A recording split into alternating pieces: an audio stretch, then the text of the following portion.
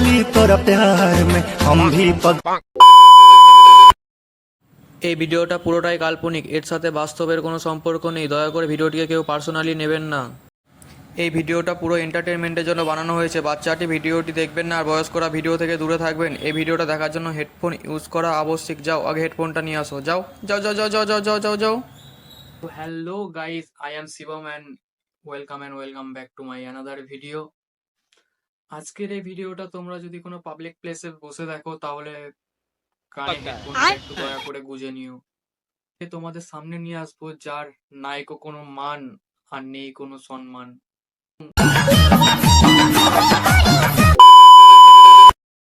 যার বর বাড়িতে না থাকলে সে সবাইকে ডাকে তাকে ঘুম পাড়িয়ে দেওয়ার জন্য।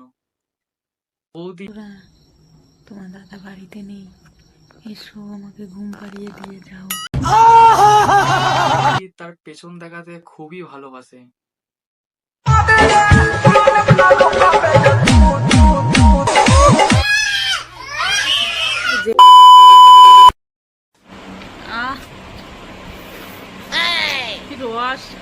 এত রস কোথা থেকে আসছে বৌদি?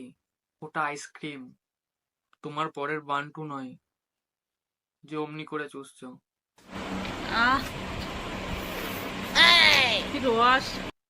এক মিনিট বৌদি, ওটা আইসক্রিম, তোমার পরের বান্টু না যে রিয়াকশনটা ঠিক এমনি করে দিচ্ছ। দেখতেই পাচ্ছ আমি ভিডিও করতে করতে ঘামিয়ে গেছি, তো অবশ্যই কে কে আমার ঘাম মুছতে আসবে অবশ্যই এসো। পাড়া লোকের খেয়ে দেয়ে কাজ নেই তো যে তোমার ঘাম মুছতে যাবে? শুধু ঘাম কেন, পারলে পেছনটাও মুছিয়ে নাও, কেননা তুমি মুখের থেকে তো বেশি পেছন দেখাও লোক।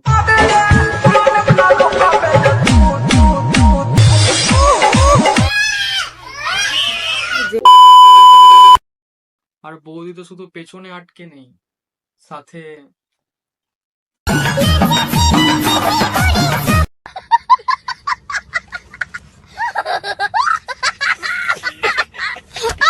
ওই পুটকির ভেতরে না ওই পাগলিটাকে ভরে নাও, তবে একটু সমাজটা যদি দূষণ মুক্ত থাকে। আর দূষণ থেকে মনে পড়লো, বৌদি এতটাই দূষণযুক্ত যে বৌদিকে যদি সমাজে ছেড়ে দেওয়া হয় একদিনে সমাজটা খারাপ হয়ে যাবে।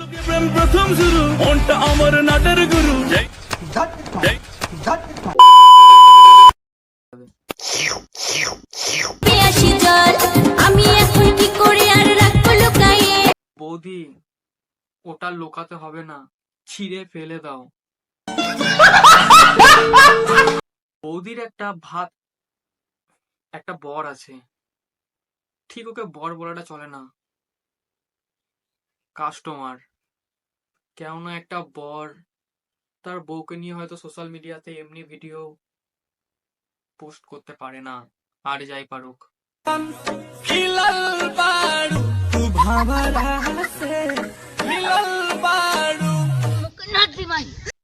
বৌদির একটা স্বভাব খারাপ,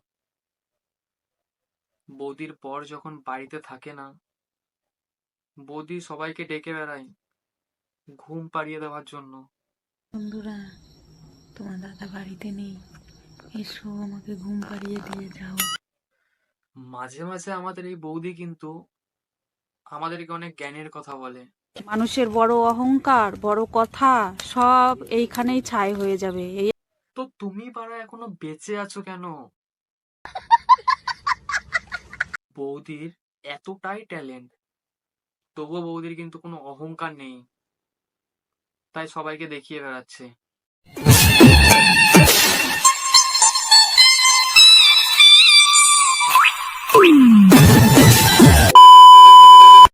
জ্ঞান শুনুন, এখনো বাকি আছে।